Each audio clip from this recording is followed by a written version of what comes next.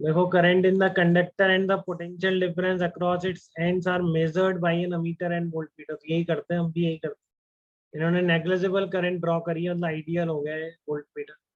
The ammeter is accurate, but the voltmeter has zero error, and that does not read zero when no potential difference is applied.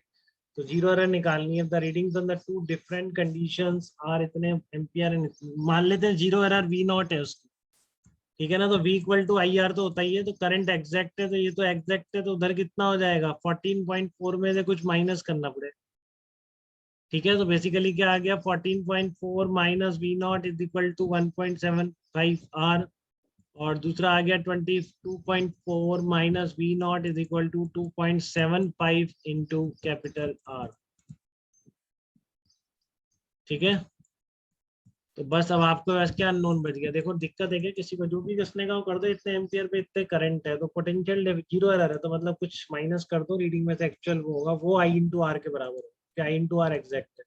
अब आप solve कर दो उसको, we not नहीं आ जाएगा, आ तो जाएगा 0.4 वोल्ट, डिवाइड करते ही आ जाएगा। बताओ बेटा, यहाँ तक कोई दिक्कत इस प्रॉब्लम में?